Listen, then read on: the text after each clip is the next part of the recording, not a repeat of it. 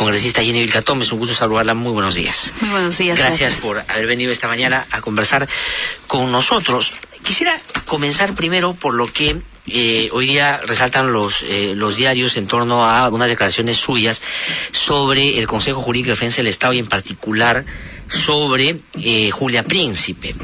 Se ha conocido, digamos, dos elementos como nuevos en la actuación de ella en concreto. El primero es que, digamos, de un día para otro sale públicamente y dice que en el caso de Alan García no hay indicios en este momento. Es un pronunciamiento grave, ¿no?, en estas circunstancias. Y el segundo es que se ha logrado, pese a que ella inicialmente lo negó, que tiene un vínculo muy cercano con personas que son respetables, pero son personas muy vinculadas a Alan García. Y lo que se duda, lo que se intuye, lo que se presume, lo que se cree, es que eso puede estar influenciando en esta, de alguna manera, lavada de cara de Alan García, justo el día que él llega, porque al día siguiente ya se va Alan García. ¿Eso cree usted que son elementos suficientes como para que ella deje el cargo? ¿Por qué? Bueno, esos elementos son suficientes, pero yo tengo muchos más argumentos que los he venido explicando. Lamentablemente, como muchos estoy segura, yo he sido una de las personas que más ha defendido a la doctora Príncipe por las arbitrariedades donde ha sido objeto, pero tengo muchas críticas en el sentido de todos los actos fallidos ya en este nuevo reto, en esta gran responsabilidad que el Perú le puso en sus manos, que es lograr que esta institución de la defensa jurídica del Estado sea realmente autónoma, que perfectamente conoce la doctora Príncipe como lo conozco yo, incluso tú y muchas personas muy allegadas al trabajo de las procuradurías. Esta institución ha sido mellada en la libertad de poder ejercer sus funciones.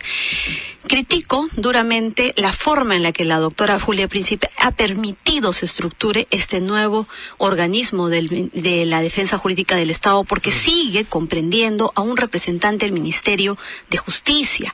Es decir, sigue siendo un satélite, un apéndice del gobierno. En todos estos años, Glatzer, ¿cuántas historias? El ex procurador Valdivia, el procurador Arbizu, el procurador Salas, quien te habla, la misma doctora Príncipe, hemos sido destituidos de nuestro cargo cuando hemos intentado actuar correctamente. ¿Con quiénes? ¿Con figuras de nivel medio? No, precisamente con las figuras presidenciales o primeras damas o personas muy allegadas.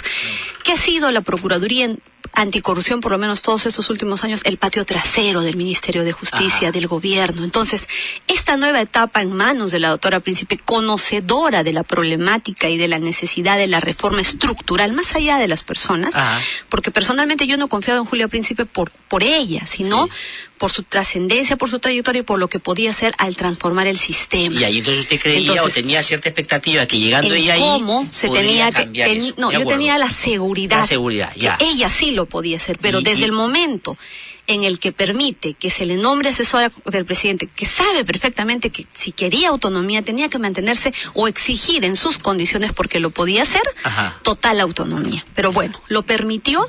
¿Qué vino a continuación? La elección de un procurador que, como tú sabes, Glatzer, lamentablemente no es una crítica personal, es la necesidad de un abogado con experiencia, con casos emblemáticos, con la experiencia en cómo enfrentar al Ministerio Público, ¿cierto? En ciertos momentos que sí requiere uno enfrentarse. El doctor Abelino Guillén, tú puedes observar, por ejemplo, en este ex fiscal supremo, que tiene un perfil que sabe reaccionar en cada circunstancia. Por ejemplo, solo te doy un nombre sin necesidad yo de querer beneficiarlo en absolutamente nada. Pero que tuvimos un abogado que trajo un primer problema. Había trabajado para Susana Villarán. Entonces, ¿dónde está la selección? Otro grave error. Este concurso debió haber sido un concurso público, de méritos, no una fue? Simple...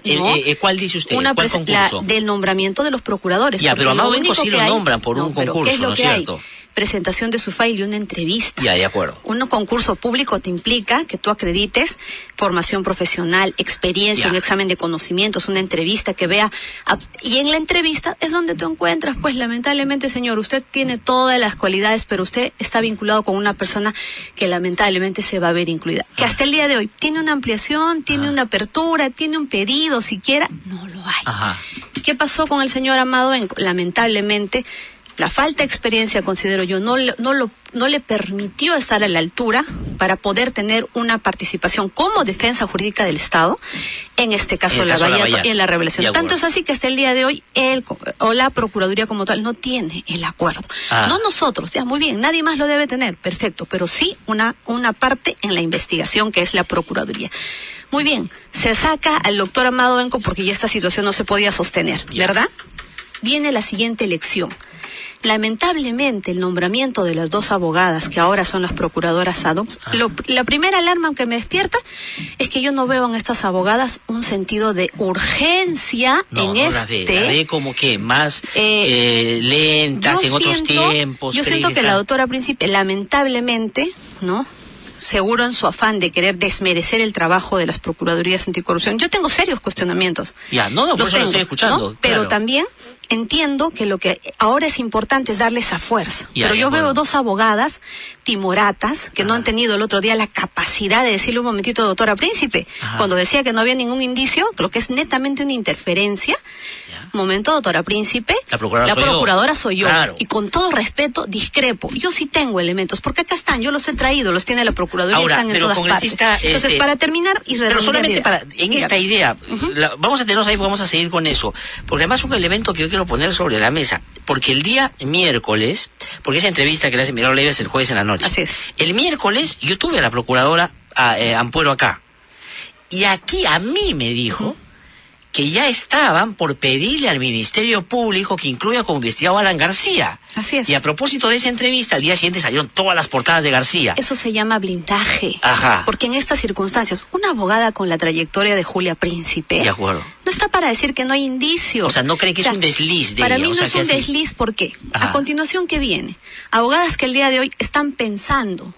No hay un escrito en el cual se incorpore, luego que el juez Concepción Caruancho ya estableció los elementos de convicción, para poderle dar la prisión preventiva a Toledo, que comprometen lamentablemente Glasser al presidente Pedro Pablo Kuczynski y a otros funcionarios más, ¿no? Hasta el día de hoy no hay una petición por escrito al fiscal que lo amplíe como cómplice primario, porque lo es. O sea, ¿usted cree que la Procuraduría está más en un ánimo de decir, evaluando, está pensando? Un momentito, por favor, son cuántos años de corrupción en los cuales ausente el Ministerio Público, ausente la Procuraduría, ausente la Policía, ausentes absolutamente todos, y todavía vamos a seguir pensando, hay que esperar 15 años más para que caiga García, por los cuestionamientos, 15 años más para que caiga Ollanta, 15 años más para incluir a PPK. O sea, ¿qué estamos esperando? Pero vamos a entrar caso por caso. Para cerrar, a continuación, ¿qué viene?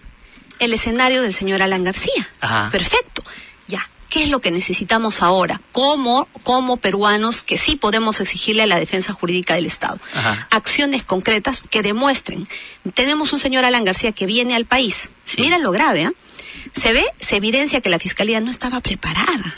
Pero que ha tenido la oportunidad Alan García de hacer todo un show y demostrar que vino al país, que se presenta. Y en una próxima prisión preventiva, si la hubiera, ese argumento va a ser sólidamente sustentado y va a decir, un momentito, concurrí.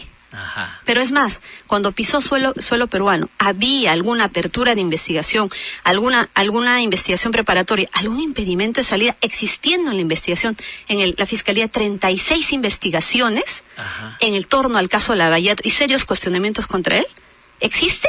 No existe, Glatzer, por Dios, ¿qué más hay que esperar?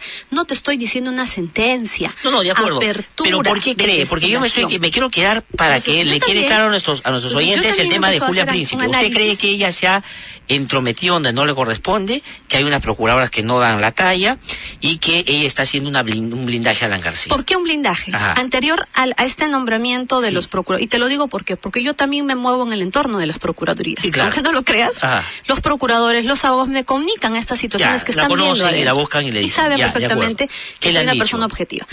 Que el nombramiento del señor Núñez también estaba vinculado a la Prisma. Y que este nombramiento son dos abogadas manipulables para que se pueda ver la forma en cómo no se den acciones. Pero finalmente eso es subjetivo, ¿verdad? Todo queda en el ámbito de la subjetividad de todo lo que se puede decir. Pero ¿dónde viene el problema? ¿Dónde viene el problema? Es que la señora Julia Príncipe aseveró tajantemente, en unas circunstancias en las que Alan García se iba triunfante, en un show que demuestra o que denigra a los peruanos. Frente a tantos cuestionamientos. Porque yo no sé, Glatzer, si tú crees, al ciudadano de a pie, ¿alguien cree que Alan García no tiene nada, que no hay un solo indicio? Por favor, solo la doctora Príncipe ese día llegó a la convicción. ¿Pero en qué circunstancias? Y bueno, lamentablemente aquí ella ha generado toda esta situación. Hace un mes precisamente en los cuestionamientos del nombramiento de los procuradores, a mí me llegó esa información de las fotografías. Ajá. Y personas exactamente que sacaron las fotografías. Ya. Doctora, esto es real, esto está pasando. Yo dije, un momentito, que la doctora lo reconozca. Nunca dijo nada, nunca se pronunció. Pero ese día que no se reconocía en la fotografía. Ese día lo que dijo contundentemente es que no se reconocía en la fotografía. Y a continuación, para cerrar, para rematar el escándalo, el problema, no hay ningún indicio contra Alan García. O sea, usted tiene que ver la cercanía de Julia Príncipe con Sandini para ese anuncio que hizo. Ahora sí, yo considero desde mi posición crítica y como congresista fiscalizadora que estas vinculaciones sí tendrían algo que ver. Pues pueden haber fotografías de todo tipo. Sí. Pudo haberlas salido a aclarar y decirse, señores, yo tengo amistad con ABC, pero mis acciones demuestran lo contrario. Aquí está la apertura de investigación. Aquí está el escrito de la procuradora pidiendo la ampliación contra el señor Alan García. Aquí está las acciones que estamos haciendo. Porque sus palabras son, unas fotografías no me desmerecen. Mi accionar demuestra todo lo contrario. No. Unas fotografías la están desmereciendo porque su accionar está demostrando inacción. En ese caso. Inacción, pero seguido de un adelantamiento de opinión. ¿Por qué? Obviamente, dentro de la esfera de la defensa jurídica del Estado no es la labor de la Fiscalía, pero tiene su propia labor. Y como presidenta de defensa jurídica del Estado, que está yendo incluso más allá, entrando ya al fondo ya de los casos, obviamente, si la presidenta públicamente establece, ni siquiera sospecha, cree que no hay indicios, no te hablo de pruebas, ni elementos de convicción, nada, no hay nada. Indicios, sí establece eso delante de las procuradoras ad hoc y lamenta. Yo no sé, si Julio Orbiz hubiera escuchado eso en su momento, le hubiera dicho un momentito, claro. Doctora. Cristian Sáenz le hubiera dicho un momento. Sí. Yo me hubiera parado, le hubiera dicho, comenzar, aquí está. Entonces, yo le digo una cosa, no hubieran permitido que la jefa del Consejo Jurídico de Defensa del Estado se vaya a sentarse con ellas para hablar de los casos. Empezando por ahí. ¿Puede la presidenta del Consejo de Jurídica hablar de los casos? No puede. Es igual, es lo que yo cuestionaba y es por eso mi lucha durante tantos años para que la Procuraduría y la defensa jurídica tenga autonomía de verdad. Figalo se entrometía en los casos, nos llamaba, me reunía con Roy Gates, me presionaba para una colaboración eficaz, defendía a Odebrecht. Eso es intromisión.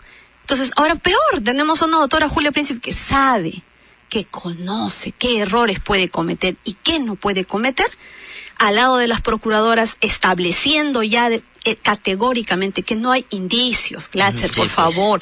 Por eso yo le sugiero, o sea, sinceramente para mí aquí ya no hay espacios para decir un error, reconozco. ¿Y al qué le queda? Pues tiene que reconocer lo que está haciendo. Mintió 2 veces, mintió con las fotografías y mintió al hecho de decir que no hay indicios. Por supuesto que hay indicios. Y hay indicios reveladores ahora vamos a para pasar un proceso a una investigación preparatoria. ¿Qué le sugiero? Si la doctora tiene la convicción, ella, porque ella se expresa, ¿no?, tajantemente, que asuma la defensa de Alan García. Yo creo que será la única persona en el planeta que cree que sobre Alan García no hay indicios o elementos. Por favor, porque yo quisiera verla defendiendo con esa fuerza y con esa categoría al Estado peruano. Eso es lo que nosotros necesitamos, Glatzer, en este momento. Entonces, vayamos en el caso de Alan García a ver los indicios que hay. Bueno, ¿qué hay con Alan García? Qué importante ha sido la exposición del fiscal Hamilton Castro en la prisión preventiva y la decisión del juez, porque él admite elementos de convicción que dieron lugar a una prisión. ¿Y qué estableció? Sí, tomaron en cuenta los depósitos y las formas. ¿Dónde aterrizaron? En los documentos que la Contraloría hizo desde el 2004, cuando se opuso a que se firme el contrato porque Odebrecht no podía contratar con el Estado o porque tenía juicios. Cuando dice, se hizo una ley propia, con nombre propio. En el caso Toledo, 28670. En el caso Alan García, Decreto Supremo 032. Evadió los controles de la Contraloría, Decreto Supremo 070. O sea, elementos de corrupción. La corrupción no solo es haber recibido directamente una plata, como en el caso de Toledo. Establecerlo. Todos los elementos que acondicionaron. Acto de corrupción. De acuerdo. Porque podría ser en todo caso un pago de narcotráfico, de cualquier otra cosa de trata de personas. Aquí son actos de corrupción.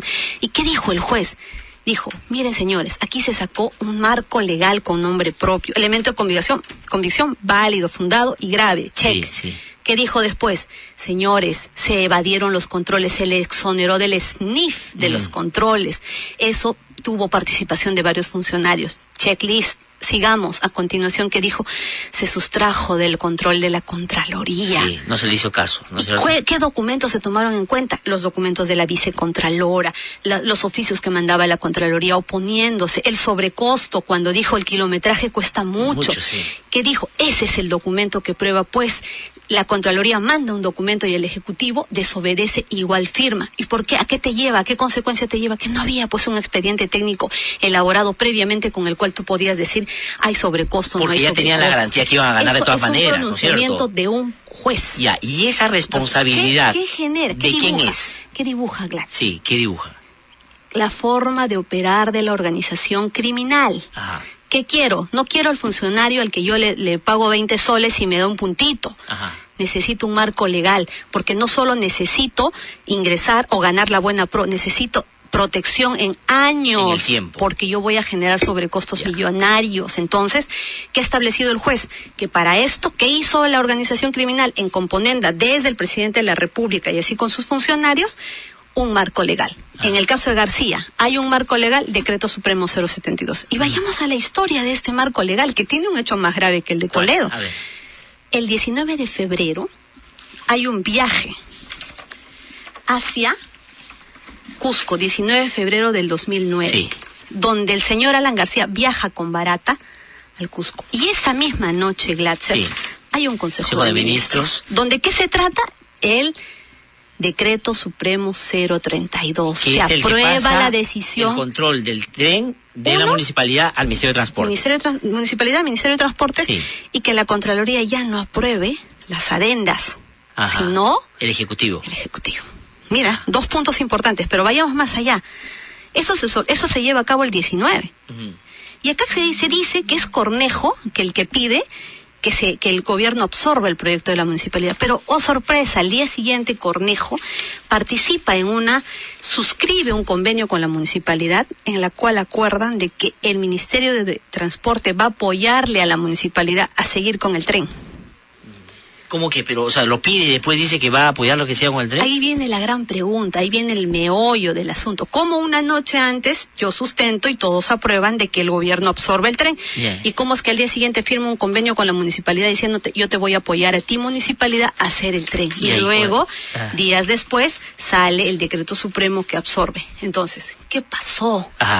Es que la verdad de los hechos es que Cornejo estaba de acuerdo con que siga con la municipalidad y vino Alan García y a través de su reunión de con Barata, Consejo de Ministros, decide que sea el gobierno y se saca el Decreto Supremo y a continuación se da la viabilidad.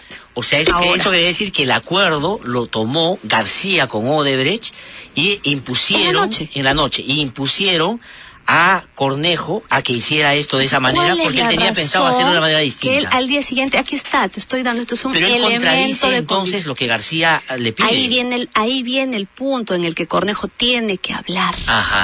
Tiene que hablar. La pregunta, ¿cuál es a Cornejo ahí? Señor, ¿cómo es posible que usted firme un convenio? Acá está el convenio, te lo entrego, Glatzer, la cual convenio para prestar cooperación a la municipalidad para que continúe con el proyecto del tren. Aquí está el meollo del asunto. ¿Quién se metió? ¿Quién decidió? Claro, donde manda capitán, no manda marinero. Y ese acuerdo con la municipalidad no se hizo la noche anterior, ya venía, me imagino, tramitándose de antes. Obviamente, tenía un conflicto previo de cuánto tiempo que arriba, en tranquilidad, cuando se suscribe este convenio. O sea, pero entonces que García obliga a que se traslade al Ministerio de Transporte. De los elementos de convicción que existen, eso es lo que se desprende. Pues, ¿qué sucede? Inmediatamente después, con fecha 28 de febrero, ¿no? Sale el decreto de urgencia. ¿Qué hace? Absorbe el gobierno, el Ejecutivo, el proyecto del tren. Y se va desde los controles de las adendas a la Contraloría. Aquí está. Y eso en relación a lo que usted llama el accionar de la empresa criminal. ¿Qué significaba? Que Odebrecht ya logró captar al presidente de la República y que le va a dar la cobertura en el tiempo. Todos los gobiernos. Lo mismo pasó con Ollantumala. Con Toledo, lo mismo está claro, pasado con Toledo. O sea, es ya pero es imposible que con García no haya pasado. Que no haya pasado, no, pero es más, están los elementos de convicción en el mismo, calzan en el mismo formato ya establecido por el fiscal. Pero eso, ¿cómo se llama eso? Hay acciones concretas sobre Alan García. Ahí viene, eso? Pues ese es el problema. ¿Pero por qué? ¿Por qué? Porque en la Procuraduría, la Procuradora ad hoc, tiene estos papeles, cuenta con esta documentación. Esto es de la Comisión Bari y a la vez lo ha hecho la Contraloría. La Contraloría ha establecido que está todas las observaciones que le encontró y la sobrevaloración al tren. Tiene una serie de documentos que igual que en el caso de Toledo, ha emitido en su momento. ¿Qué son estos? Yo le digo a la señora Príncipe, elementos reveladores para poder ampliar una investigación preparatoria. Seguramente, cuando cuenten con más elementos de convicción, delaciones, colaboraciones, pericias, se convertirán en elementos de convicción para hacer una acusación. Y en el juicio se convertirán en pruebas para una posible sentencia. ¿Pero qué son estos? Elementos claro. Reveladores. Entonces, la doctora Julia Príncipe nos mintió. Y con ello está colisionando con la razón de ser de su función y de su existencia. ¿Y qué está haciendo? Traicionando la confianza de los peruanos. No tengo nada que observarle de manera personal, únicamente sus funciones. ¿Cómo está yendo la Procuraduría? ¿Qué resultados está dando hasta el día de hoy? Dígame tú, ¿qué cosas nos han demostrado ahorita las procuradoras, los procuradores? ¿Dónde está el escrito de ampliación de investigación preparatoria que comprende al señor Pedro Pablo Kuczynski y otros funcionarios, y al señor Alan García y al señor Ollantumala, con lo que ya existe? Y en el caso de Pedro Pablo Kuczynski, porque él fue parte del armatoste legal para que se pudiera desarrollar todo eso, ¿o cree usted que hay elementos de el caso de corrupción vinculado a la entrega de pago de sobornos? Lo que está revelando las delaciones y la justicia de Estados Unidos, hay algo más quisiera decirte, importantísimo, que contradice a la doctora Príncipe, es que el juez valora como un elemento de convicción el documento de Estados Unidos, la acusación fiscal, donde habla de dos obras, infraestructura y transporte, o sea, el tren eléctrico y la interoceánica, y lo toma en cuenta. Entonces, la doctora Príncipe, ¿cómo que no hay indicios? Sí, pues. ¿Cómo que no hay indicios? Bueno, y en el caso de Kuczynski debería ser investigado. ¿Por qué? Porque él era funcionalmente el responsable y estuvo, digamos, y tuvo la cobertura para poder evitar que se dejaran, digamos, sin efecto el informe de la Contraloría, que no se diera el tema del SNIFES. Él pudo no hacer eso. Pudo no hacer eso, pudo renunciar al Consejo de Ministros y hacer evidente todas estas irregularidades que estaban iniciando. ¿Y qué se le puede imputar al no haber tenido esa actitud? Bueno, más que de renunciar en ese momento, o sea, de oponerse, ¿no? Simplemente estaría exento absolutamente. Pero no lo hizo, pues. Y no lo hizo. Es más, no, acá tenemos que aterrizar igual en el acto concreto, material. ¿Qué es lo que ha habido? Muy bien. Presidente del Consejo de Ministros.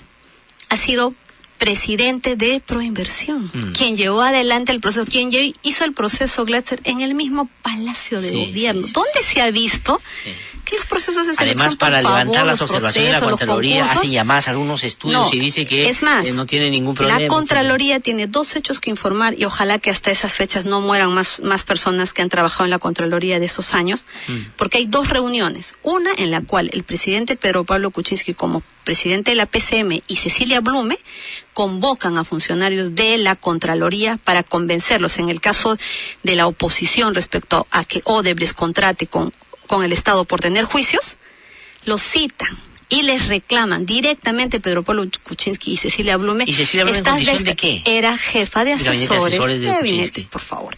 Entonces, ¿qué dijo? ¿Usted cree que Cecilia Blume es clave también en investigación? Por supuesto, que tiene que explicarnos informes técnicos, opiniones. Yo soy el cerebro de este equipo, ¿no? Debo haberle dicho, señor presidente, esto está mal. Mire, la ley no lo permite. Mire cómo estamos haciendo esto. Nos van a denunciar. Y no decirle a los funcionarios de la Contraloría, yendo más allá de su función, y decir, ya pues están trabándome el proyecto, retrocedan. Otra reunión, la que cuando ya la Contraloría se opone en Irsasur al costo, a la firma del contrato por el sobrecosto del kilometraje, del kilómetro, ¿qué hace la Contraloría? Hace un informe y dice, señores, aquí hay sobrecosto. ¿Y qué hacen? El documento es del 27, el documento de la Contraloría. El mismo 27, la Proinversión le devuelve el documento diciendo, señor, haga un análisis técnico otra vez. Y el mismo 27 va un grupo de funcionarios, el ministro de Transporte en aquel entonces, el señor Fernando Olivera, en la noche, y hay una reunión que dura hasta la madrugada, muy tensa, donde presionan a los funcionarios a que se cambie de opinión.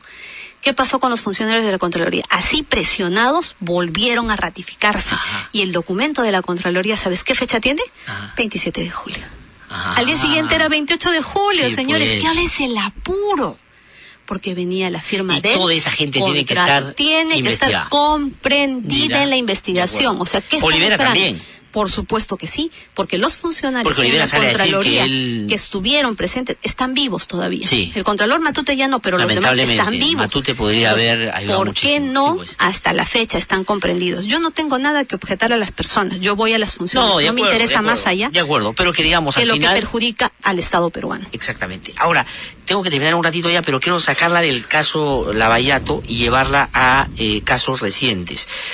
Hoy día, el diario Correo, no sé si usted lo ha visto, ha abierto investigación a Keiko Fujimori por el caso de lavado de activos. Han incorporado a la investigación que llevan adelante en contra de Joaquín Ramírez a Keiko Fujimori, bajo dos argumentos que esgrime la fiscal según el documento al que ha tenido acceso Correo. El primero tiene que ver con los 15 millones que le habría dado, digamos, para lavar en la campaña a Keiko Fujimori y Joaquín Ramírez. Y la segunda es que en el desbalance patrimonial que le han identificado a Joaquín Ramírez, también están la casa o las dos casas donde funcionaba la ONG Oportunidades y el búnker de campaña de Keiko Fujimori. Eso es lo que dice la fiscal. Y hay una investigación abierta sobre eso a Keiko Fujimori. ¿Qué opinas sobre eso? No he leído exactamente los argumentos ni la noticia, pero yo me imagino que de forma general, en los casos de lavado de activos, ¿qué va a hacer un fiscal? ¿O qué hace la OIF? Le sigue la ruta al dinero. Entonces, si tienes un monto de dinero cuestionado, vas a seguir a todo aquel que usó, compró, de alguna manera en el camino, en el tránsito, ¿no? Se benefició de ese dinero, ya sea como donación, préstamo. Yo pienso que esa es la, no, como tú me dices, ese es el argumento con el que el fiscal está. Tiene que ver con la sospechosa adquisición de 2 inmuebles por parte de Joaquín Ramírez, por una suma de 2 millones, que fueron a su vez utilizados por la denunciada como búnker de campaña y otra para el funcionamiento de la ONG Oportunidades. Eso es lo que sucede en las investigaciones de lavado de activos, claro. Que puede haber venido porque de le lavado. Están haciendo el seguimiento al bien y al beneficio. ¿Qué le parece? ¿Le parece bien? Me parece bien que la Fiscalía actúe de esa manera e incluya a todo aquel que precisamente en el camino, en el decurso de la investigación, tiene algo que explicar. Lo que no vemos, Glatzer, en este caso de Lavallato. No, de acuerdo, eso está clarísimo. Entonces, yo pienso que la Fiscalía tiene que recuperar la batuta, debe elevar ese nombre que lo caracteriza, titular de la acción penal, persecutor del delito. No, sí está claro en los otros casos, pero yo estoy preguntando específicamente sobre este. ¿Le parece caso, que está bien que Keiko tiene que colaborar o está usted de acuerdo con que seguramente van a salir a decir que esta es otra cortina de humo para tapar las otras cosas? Bueno, la Fiscalía sí está, si tiene ese argumento, está en toda su razón de empezar la investigación y está bien, pero yo exijo que esa misma rapidez y esa misma prontitud se den en todos los casos. Ahora, tampoco es tanta rapidez. Ahora, este caso es de hace más de 2 años. Hace muchos años, entonces, pero claro, es tanta rapidez, lo que hace ahorita el fujimorismo es utilizar digamos, estas noticias de la Fiscalía y calificarlas como una cortina de humo, porque obviamente en estas circunstancias que vive el Perú en este momento, en casos tan graves, no se incluyen a los demás investigados. Esa desproporción, Glatzer, veámoslo como una desproporción. Pero eso no es una cortina de humo, pues. Es lo que genera, digamos, para ellos usted un argumento. Pero usted entonces valida el argumento de que hay alguien que maneja el sistema de justicia y como Keiko no está vinculada a las otras cosas, aquí le abren una investigación para no, yo no estoy diciendo en ningún momento eso. Pero ellos dicen eso. Ellos, por eso te digo, pero ¿por qué tienen la posibilidad de armar ese argumento? Porque no hay pues una actividad proporcional, no la hay, y esa desproporción es lo que genera la posibilidad de usar ese argumento. Ahora, y la vez pasada que hablamos sobre este caso congresista Vilcatoma, usted me dijo que en la campaña lo que les decían a ustedes cuando les preguntaran sobre este caso es que dijeran presunción de inocencia, nosotros no podemos. Sí, ese es el argumento que todos absolutamente llevan a cabo respecto de Joaquín Ramírez. Ya, pero ahora ya hay más elementos y claro, usted no está en el fujimorismo.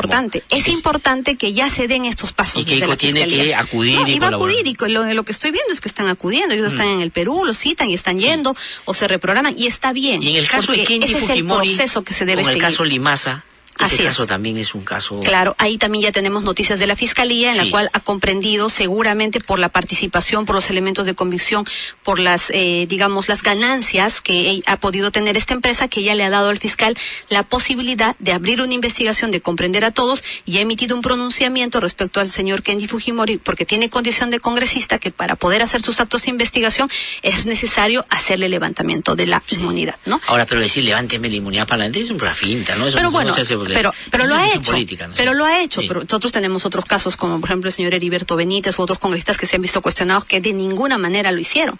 Muy bien, ya por lo menos el señor Kenji ha dado un primer paso y muy bien. Entonces es que se tome esa palabra para que las investigaciones sigan y el fiscal rápidamente pueda recabar los elementos de convicción que puedan sustentar su posición, porque va a tener que llegar un momento para pasar a una formalización de investigación preparatoria, para lo cual solo necesita elementos reveladores y del mismo modo ya con elementos de convicción pasar una etapa de acusación y de esa manera poder llevar un juicio oral y convertir esos elementos de convicción en prueba. Ahora, tengo que terminar, y ahora que menciona Benítez, ¿no? Ha terminado siendo abogado de Toledo. Claro. ¿Hay algún vínculo por otro lado, no? O digamos, no creo que esté vinculado a todos los temas de Benítez, ¿no?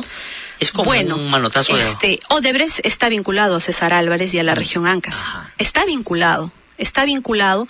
Entonces yo considero que, un error nefasto para el presidente Toledo, acudir a una persona que lamentablemente se encuentra cuestionada, que le está trayendo sus propias consecuencias, porque la estrategia no tiene base técnica. Sí, pues. Y eso lo ha observado el mismo abogado que ya renunció, que por lo menos todavía construía una base técnica, que otras cosas, que como, la función de todo abogado, y eso no se le puede reprimir a un abogado, es crear un argumento de defensa en los derechos de una persona. Perfecto, pero aquí lo que estamos viendo es que más bien esa situación ha coadyuvado a que se ensombrezca, ¿no? O que pierda más posibilidades en su defensa, pues porque yo considero, y lo vuelvo a reiterar, sería muchísimo mejor que el señor presidente Toledo hubiera estado aquí y esté en este momento en el Perú. Si hubiera estado aquí, estoy segura que hasta le hubieran podido dar con comparecencia restringida, o si es que la Fiscalía en su momento, en el caso de Ecoteva, le daba un impedimento de salida, nos estaríamos ahorrando los 100,000 soles que tenemos ahorita de recompensa. Y todo el tiempo de traición, ¿qué hubiera pasado, no? ¿Qué hubiera pasado? Y todo el tiempo, porque eso es una payasada. Para mí, ahora ya no vuelve ya.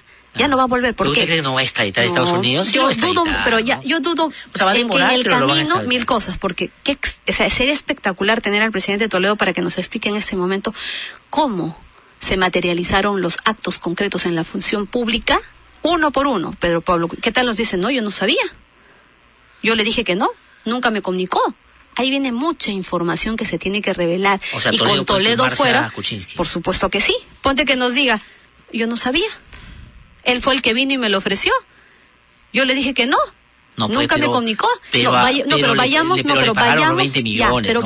al acto concreto. Si no lo hubieran pagado a Toledo, pero vayamos, de repente podría funcionar ese argumento. Pero vayamos al acto concreto de la función. Porque no es que Toledo lo hizo directamente o el Espíritu Santo bajó. Hubieron otros funcionarios que en el ejercicio de su función pudieron haber dicho, Alan García sabidamente dice, ya se agarró a Toledo, ahora que digan quiénes fueron los funcionarios que armaron todo esto. Claro, se está refiriendo. Lo exige, y es lo mismo para él, es un efecto boomerang, porque su gobierno en este momento ya se encuentra cuestionado con sus viceministros presos. O sea, ese gobierno, ¿a quién cuestiona? Arriba, pues. ¿Cuestiona al gobierno de Ollantumala? ¿Cuestiona al gobierno de Fujimori? No, cuestiona al gobierno de Alan García. Sí. Entonces, pero García dice que esas son ratas que se metieron. Ahora, yo le digo algo. Basándonos en el esquema de Toledo y del accionar de la organización criminal, lo que faltará es que en una delación nos digan cómo es que pudo haber llegado el dinero a García. Y seguramente llegará en su momento. Pero eso no es óbice, no es impedimento que en este momento, por estos elementos que existen el día de hoy, reveladores, sea incluido en la investigación preparatoria junto con el señor Luyo. Entonces, cuando ya todos se ven dentro de la investigación, yo quisiera ver quién empieza a hablar primero. El propio Cornejo, ¿no? También, o sea, son dos personas que tienen que estar incluidos, porque no, este argumento de la Fiscalía de esperar las delaciones para dar el gran golpe, ya, muy bien, gran golpe llegará, pero esto, ¿cuántos años más? ¿15 más? Sobre todo porque hay elementos, ¿15 años más tienen que esperar todos los elementos de convicción? Sí, pues. Que existen hechos por la Contraloría. Muy bien, congresista Vilcatoma. Es imposible. El tiempo se acabó. Muchísimas gracias por haber venido a conversar con nosotros esta mañana. Vamos a tener oportunidad seguramente más adelante de seguir conversando. Así que yo me voy a una pausa. Regreso un instante para la parte final del programa.